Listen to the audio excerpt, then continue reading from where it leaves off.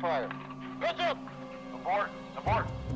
An aircraft disintegrates over the California desert. It hits hard when you end up having an accident where you lose a close crew member. Investigators struggle to find out why. That's the big question that every pilot has. How did this happen?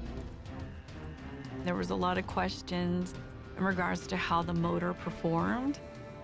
Everything started shaking pretty bad. I couldn't breathe.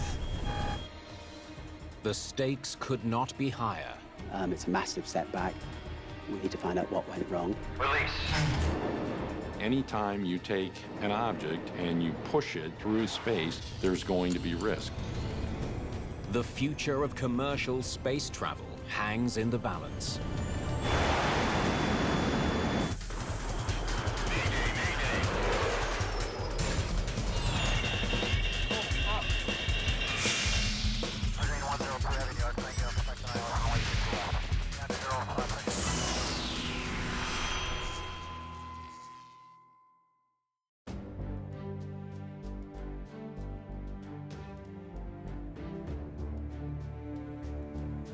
The Mojave Air and Spaceport in Southern California is the site of some of the world's most advanced aerospace research. Today, a select group of visitors is getting the rare chance to watch a revolutionary new aircraft soar to incredible heights. It's called Spaceship Two.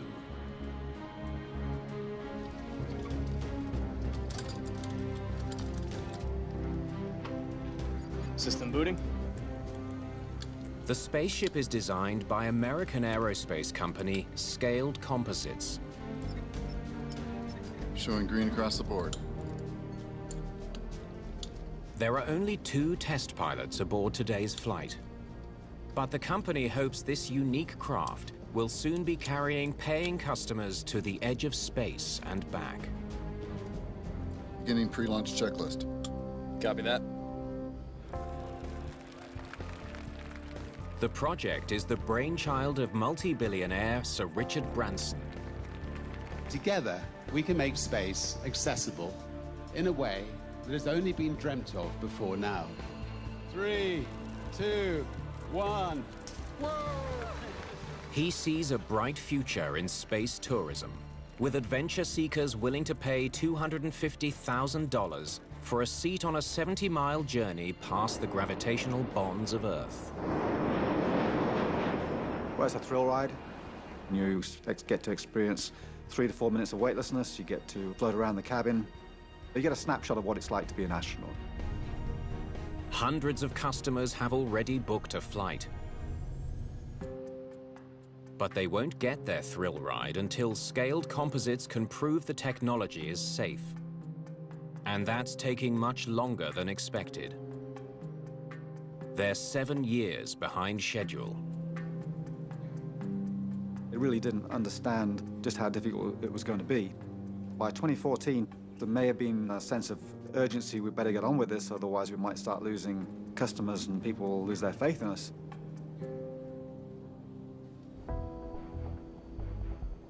The pressure is on. The future of the entire program rests on the shoulders of these 2 test pilots. 43-year-old Peter Siebold is an award-winning engineer. He's piloted 11 different types of experimental aircraft. His co-pilot, 39-year-old Mike Alsbury, is also a seasoned test pilot and an aeronautical engineer. They've spent almost 9 months training for this mission.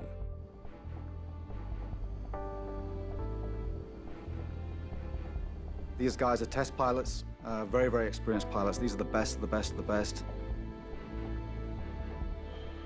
Their rocket-powered spaceship is suspended from a jet-powered plane with a 140-foot wingspan.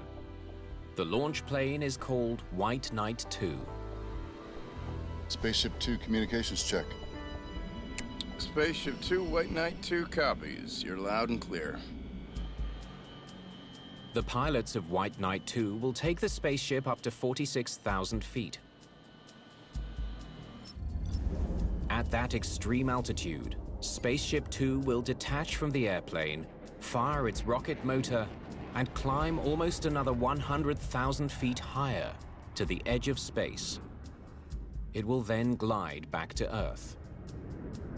The big advantage of an air launch is it gets you up into the atmosphere 40,000 feet or more prior to starting out, and that's a huge advantage versus having to push your way up there off the ground. Monitoring today's test is a flight director. He's in constant communication with a team of flight engineers, as well as with all 4 pilots. He has the authority to call off the mission if something goes wrong. We're getting an intermittent caution on the battery current. It's just showing a negative. 0.01. I think until pylon power turns off, it's not going through that base. Is that correct? That is correct. There's a higher potential. So it just uses the pylon current. It's like a miniaturized version of the mission control room that you see at Johnson Space Center. There's a lot of data coming down from that spacecraft. And so they can see the health of the spacecraft and how it's performing at any given time. Today's mission is the 36th test flight for Spaceship Two, but only its 4th powered flight. They're just going to go a little bit higher and burn the engine a little bit longer than the last flight, powered Flight 3. They're testing a new rocket motor that burns an experimental nylon fuel designed to push the spacecraft to an altitude of 140,000 feet. Pre-launch checks complete. Copy. White Knight 2, Spaceship 2, pre-flight complete. Copy that. Base. We are ready. At 9:20 a.m. White Knight 2, you are go. The flight director clears the pilots for takeoff.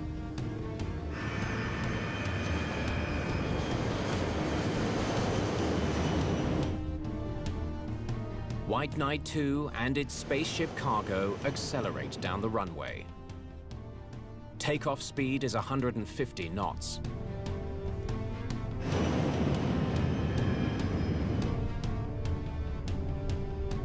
There's a huge internal pressure you put on yourself as you head into one of these tests. There's a feeling like I want to maximize my return on this investment. I want to give as much data back to the engineers as I can. From takeoff to landing, the flight will take about an hour. Captain Siebold will take the control column while co-pilot Aylesbury monitors performance and configures the craft for its landing. How's the pressurization system controller doing? As they climb towards the launch altitude, Whoa. one of the cockpit's multifunction displays goes dark.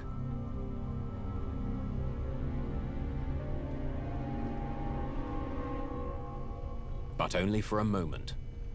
There you go. Base, we just had a sensor MFD Failure, moving the lower right small knob. Base copies. We're seeing it rebooting on the screen now. I think that's a first. At least in the airplane. All right. 30,000 foot checks. Ready for that? Ready?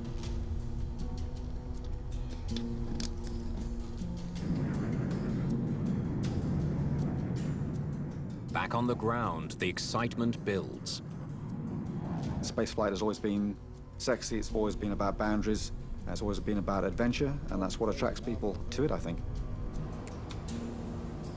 Spaceship 2 is 2 minutes from release. You're clear to arm at pylon release. I'll call fire. In the final minutes before launch, the pilots review the critical tasks they're about to perform. Call pitch up, pitch down. Trim, feather, unlock 1.4.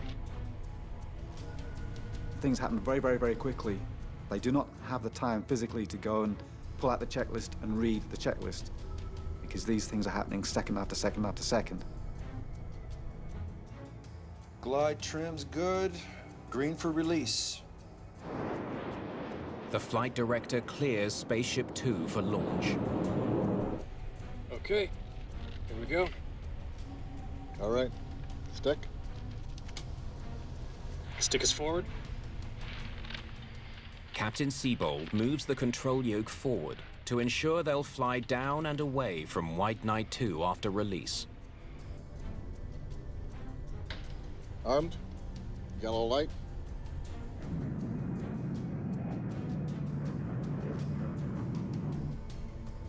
Anytime you take an object and you push it at the speeds we're talking about through space and then bring it back, there's going to be risk. It's almost impossible to make it completely safe. And 5, 4, 3, 2, 1. Release. Release. release. Clean release. Spaceship Two detaches from White Knight 2 exactly as planned. Now comes the true test.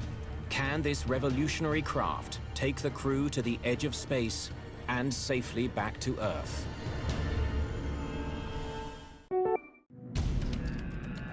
As Spaceship Two drops from its carry plane, Fire. Mike Allsbury arms the experimental rocket motor. Armed. Fire. 60,000 pounds of thrust propels them towards the speed of sound. Good light. Spaceship Two, its top speed is close to 3 Mach, so 3 times the speed of sound, over 2,000 miles per hour. Very, very fast.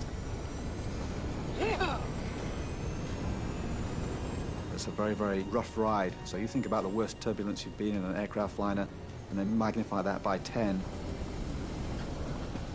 The main thing they were testing was the longer burn time on the rocket engines. It was supposed to be a 38-second burn of the engine.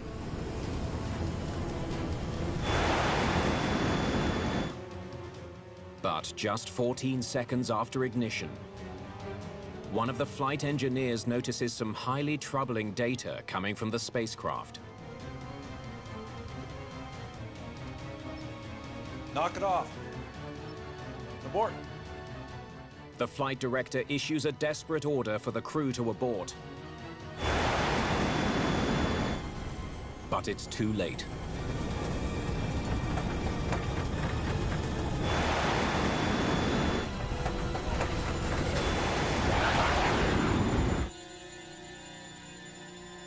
Emergency procedures now in effect. Red card 2. My husband was watching through binoculars. He said, that doesn't look good. And then we saw 2 pieces falling from the sky. I have some pretty close friends who are out there. I wondered about them, who was flying, what happened. And that's the big question that every pilot has when you hear about a mishap. How did this happen? Emergency procedures now in effect. Red card 2. Initiating search protocol, White Knight 2.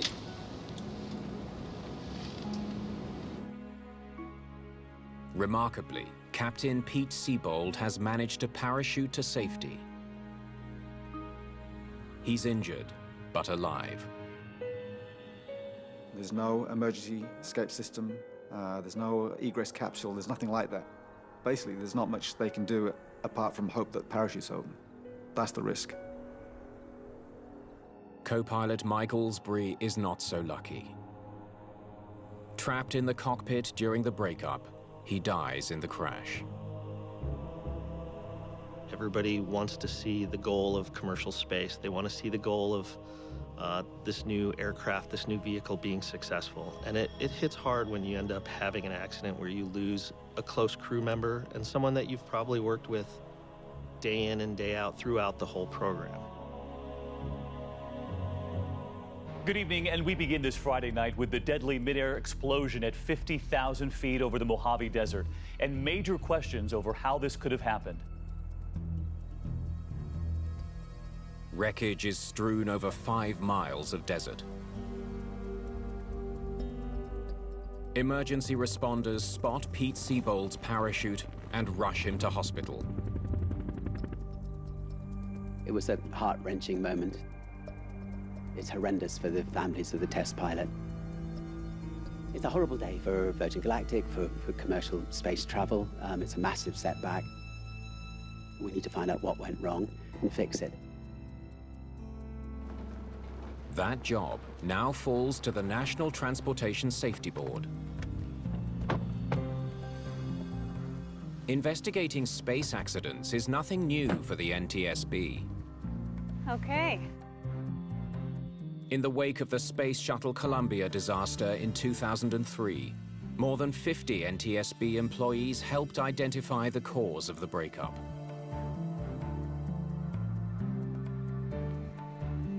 Working with a commercial space accident as compared to a commercial airline or a general aviation accident is very similar. A lot of the engineering principles are the same.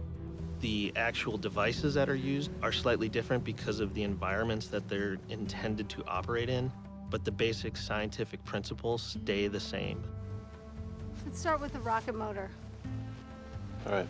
The NTSB's Lorenda Ward is the investigator in charge. She sends her team in search of components from the spacecraft's newly designed engine. What we look for is any evidence of an in-flight fire or post-crash fire. And we didn't really have a lot of fire in itself. Mike Bauer is an NTSB investigator and systems group chairman. It's his job to search the wreckage for any sign of an onboard systems failure. I worked closely with the propulsion engineer, and we discussed some of the items that could have helped cause the in-flight breakup that might have been propulsion related. Spaceship Two is powered by a new rocket motor that burns an experimental hybrid fuel, a combination of nitrous oxide and nylon. The advanced power plant is more efficient, pushing the spacecraft to extreme altitudes while burning less fuel. But the improvements come with a risk. The new engine is more likely to blow up if the fuel doesn't ignite properly. Is that what happened in the skies over the Mojave Desert? We had a list of items that we were concerned with, that we wanted to take a closer look at.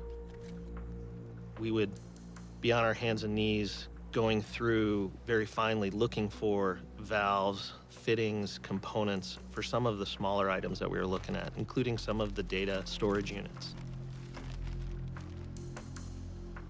I'm not seeing any scorching on the rocket motor. The team searches for any evidence that the motor blew up in flight.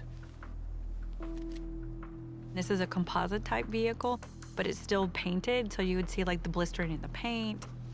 You could also see melting of materials, and we did not have that. There's no explosion or fire.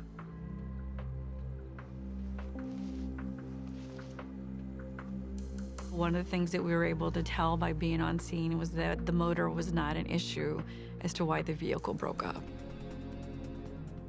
Ruling out one possible cause is a step forward for investigators.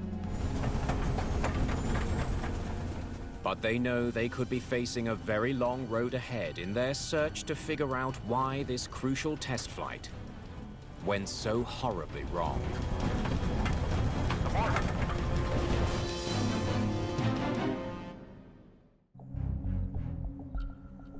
The wreckage that now litters California's Mojave Desert has put the future of commercial space travel in doubt.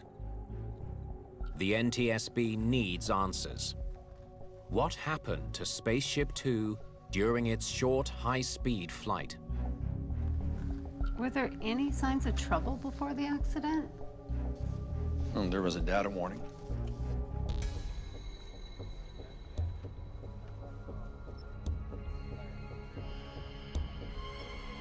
Knock it off. Can we see the video from the external cameras?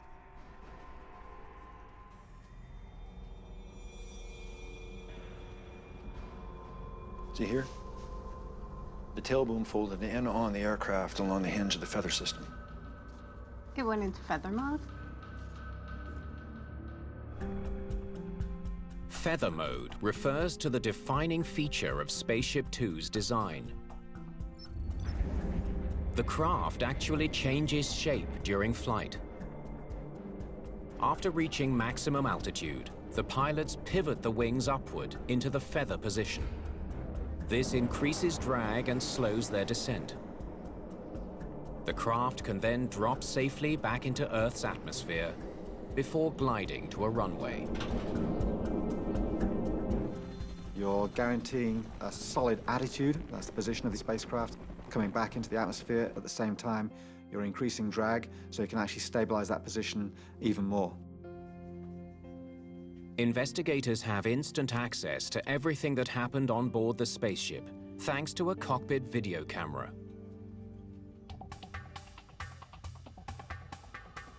So he unlocked the feather system. Correct. But did he actually deploy it? No, and that's the weird thing. No one touched the handle. There are two steps to feathering the spaceship. First, the pilots unlock the feather system so the tail boom can pivot when commanded. Second, the pilots must pull the feather handle to actually deploy the tail boom. So those were the two things that we're trying to connect. So we have the video of the co-pilot unlocking, but we never see him actually operate the feathers. But we know from external video that the feathers moved. So we knew that we had a performance or a dynamic issue.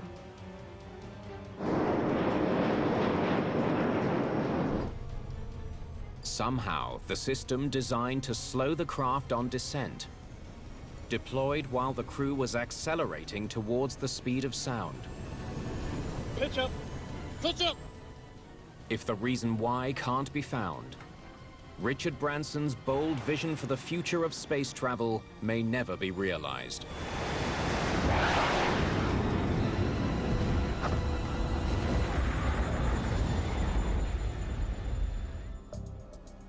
Ward and her team set up a makeshift headquarters to catalog and examine components recovered from the desert. What about the actuators? A system of actuators hold the tail boom in place until the pilots are ready to deploy it. The actuators then extend and move the tail boom into the feathered position for re-entry. It's right here. The devices are critical to the proper functioning of the spacecraft. What we wanted to look at was to make sure that there were no pre-existing failures within the actuators that could lead to either the feather actuators not being able to hold the feather down in an unfeathered configuration or cause some uncommanded movement to the feathered position. Looks like the casing's damaged. They study the part closely, looking for evidence of when it became damaged, before or after the mid-air breakup. They soon have an answer. Some of the damage that we noticed, we could find particles from the desert floor in it, which was indicative of it happening post-event. Impact damage. Seeing a lot of impact damage to the actuators and some of the other components was starting to lead us down the fact that we didn't have a pre-existing failure of the feather system prior to the actual feathering of the vehicle. Let's have a look at the rest of the system.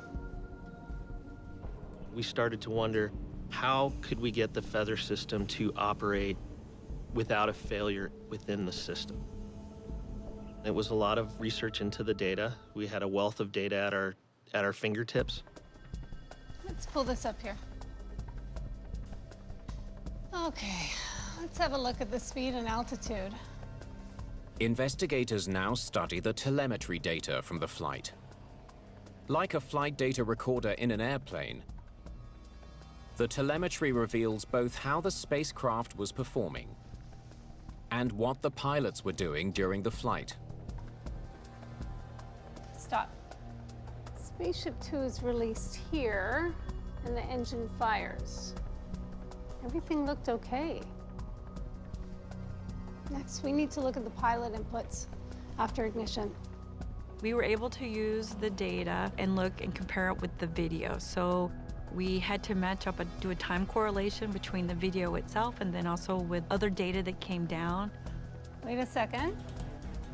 Feather actuator was unlocked about 8 seconds after the engine lit, and then 4 seconds later, Spaceship Two broke apart. The data makes it clear that after release, the pilots performed a series of critical tasks in a very short period of time. But did they perform those tasks in the right order? And how accurate was their timing? Those answers are now crucial.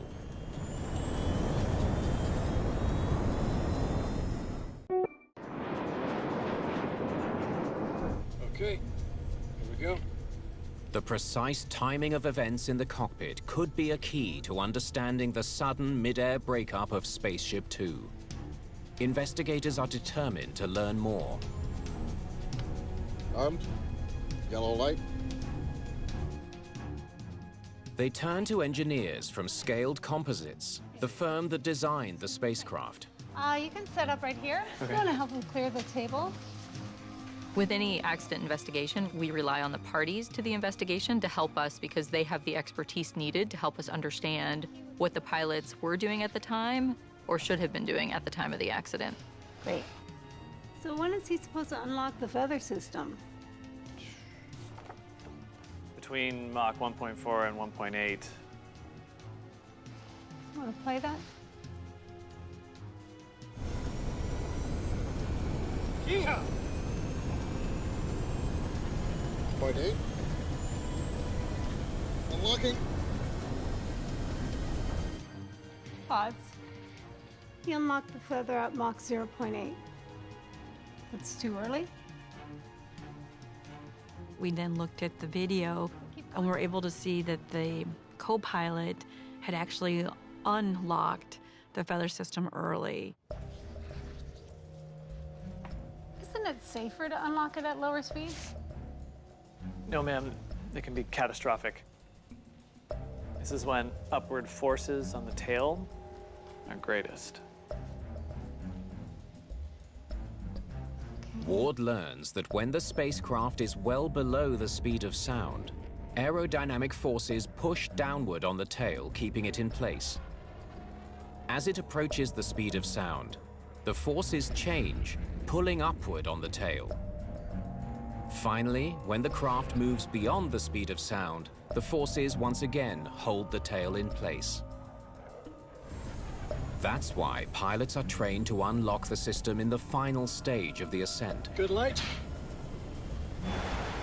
In the transonic phase, you get a huge amount of upward force on the tail boom, on the tail of the spacecraft, and the feather system was not designed to deal with that sort of load. So when he unlocked it early, the actuators couldn't hold the tail in place. Investigators have discovered that it was catastrophic to unlock the tail boom at a lower speed. Aerodynamic forces pulled the tail into the deployed position, which tore the aircraft apart. Pitch up. Pitch up. It's a catastrophic destruction of the vehicle, and you can't come back from that. Like, they can't, try to lock the feathers again. There's nothing they can do in the cockpit to save the vehicle. The co-pilot unlocked the system early. But why would an experienced test pilot like Mike Allsbury unlock the tail boom at the deadliest possible moment? Abort! Abort!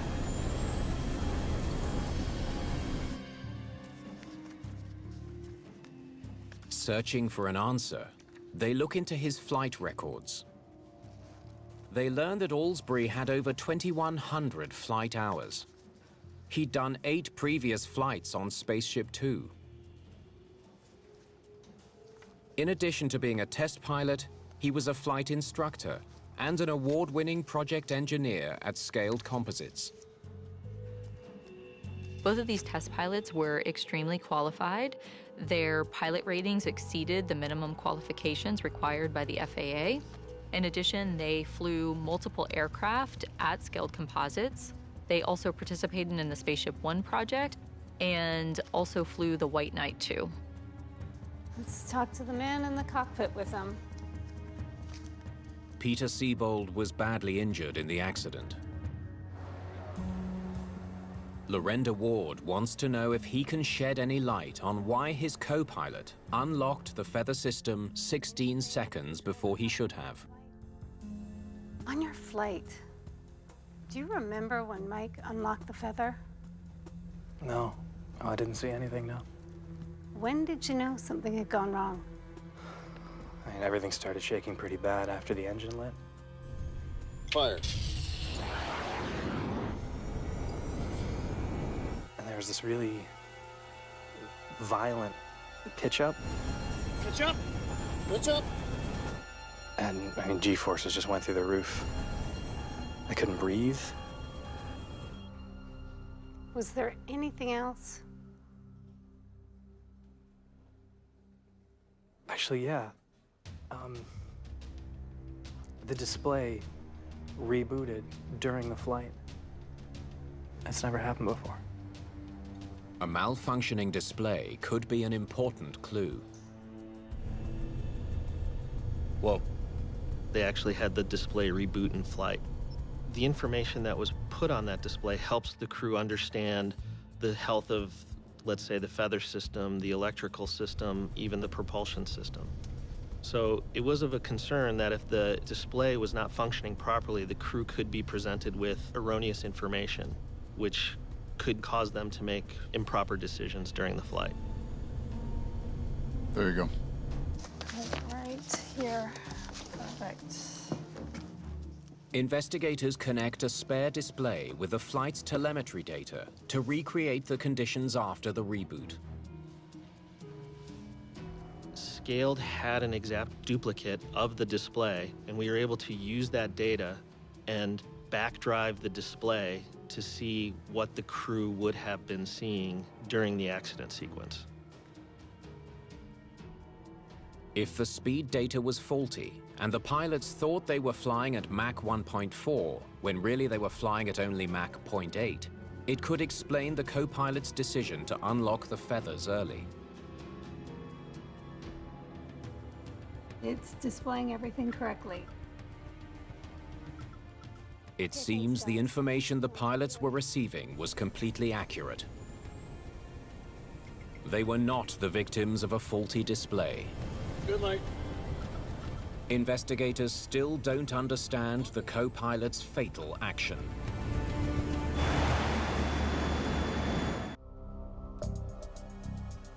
The NTSB hopes to learn whether the pilots understood the dangers of unlocking the tail boom too soon. They pore over Scaled Composites training materials and operating handbooks. We need to figure out what they were told about unlocking the feather system early. Unlock.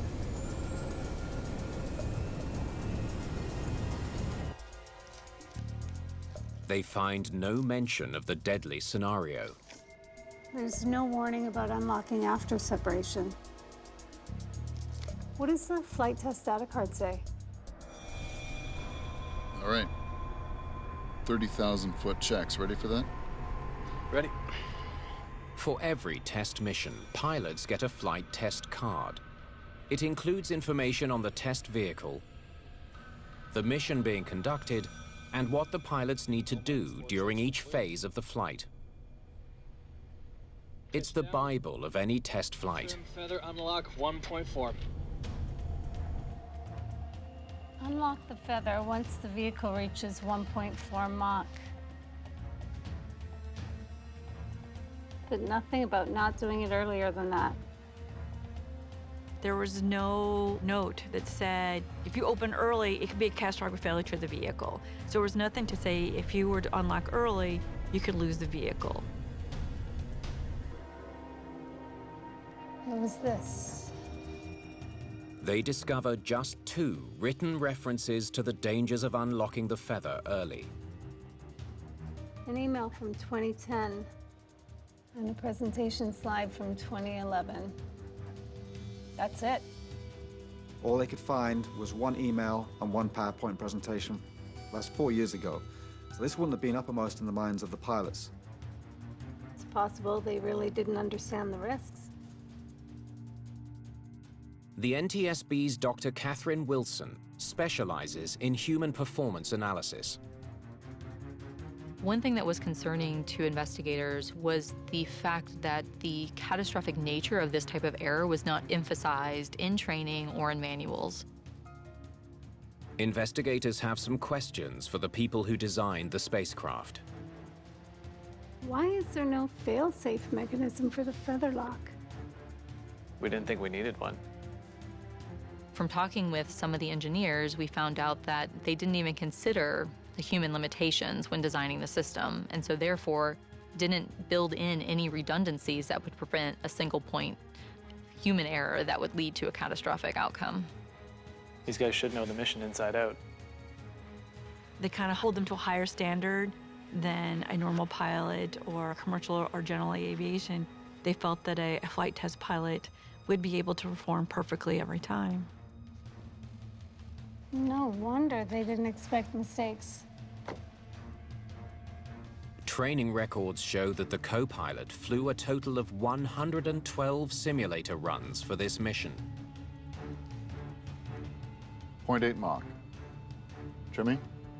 Simulator training was extremely important for these pilots. It allowed them to run through the scenarios, get comfortable with the scenarios prior to getting into the actual aircraft. These pilots particularly were in the simulator about 14 times in the few months leading up to the accident. So they were extremely familiar with what the test card read and the procedures that they were to follow.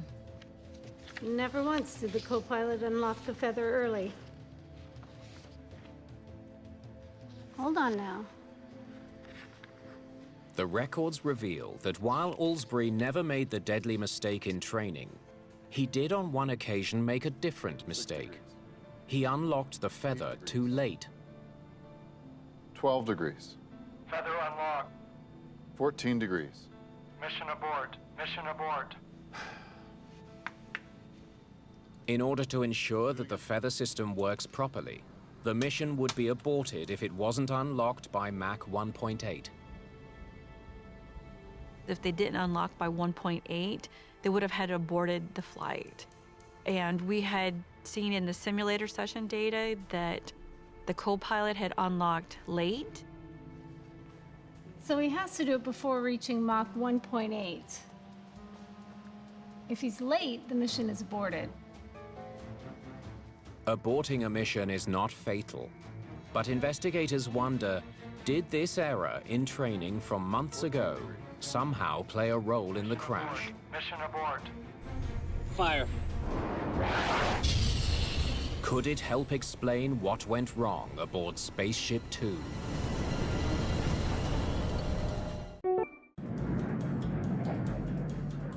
"14 seconds from rocket ignition to total destruction." How did the Spaceship Two test flight go so wrong so quickly?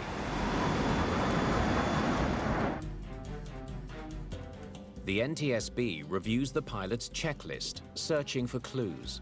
Call out 0.8 Mach. Call out stabilizer trim settings. L-4. Checks complete. I'll call fire. Trim feather unlock 1.4. It's clear that both pilots had their hands full throughout the short flight. Check your attitudes. The pressure that you have to always do the right thing at the exact optimum time, you think, okay, I want to be ahead of the vehicle. Reset trim to... Meaning not being behind trying, oh, I need to do that. I'm like, no, I'm going to need to throw this switch in X amount of time, so I'm ready to do it right now. It's that pressure to do things at the exact right time that leads you to try and prepare, which might end up having you to do something early or inadvertently. Investigators believe time pressure may be one reason Mike Aylesbury decided to unlock the feather system early. If they don't unlock the feather mechanism by Mach 1.8, then the flight is aborted. So obviously that's going to be weighing on the co-pilot's mind. You want to get that out of the way. Then they make another discovery. Can I see that simulator video again?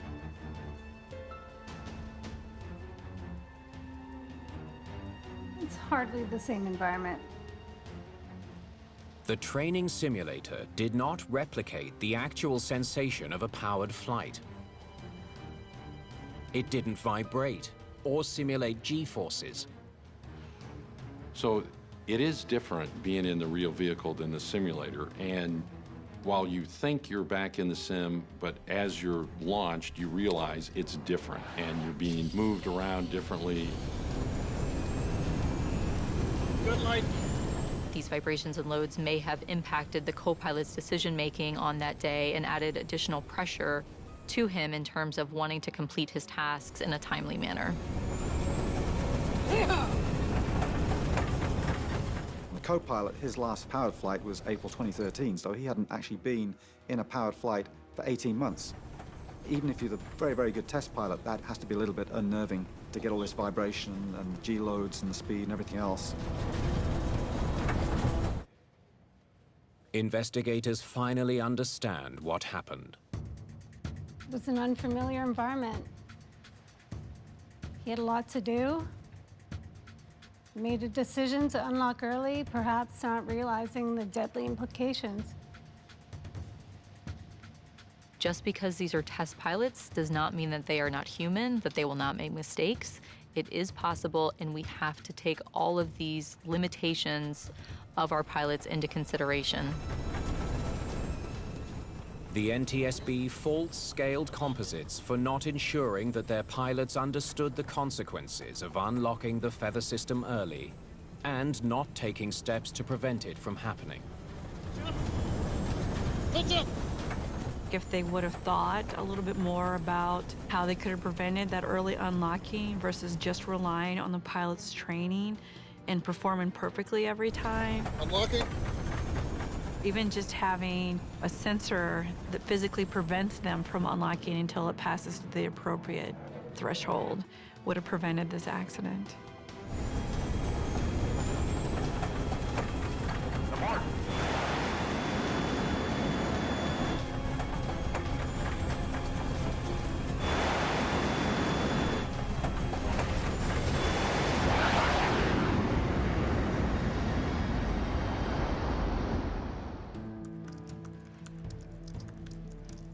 In its final report, the NTSB states that the probable cause of the test flight disaster was a failure on the part of design engineers to protect against the possibility that a single human error could lead to catastrophe. Whenever you put humans in the loop, you have the potential for human error. That's always going to be the case, no matter how well you design the system. That's always going to be the case. Like I say, we're talking about some of the best pilots in the world, and he made a mistake. You know, we used to say the Navy manual for operating the F-14 was kind of written in blood, because every time there was an accident, somebody realized, oh, we should have told people about this, and we didn't, so now we will. And you learn those lessons the hard way. We'll learn from this situation, and we will build the second spaceship. We'll make sure it's 100% safe, and we will complete what we started, and I think we're going to make a radical difference to this world.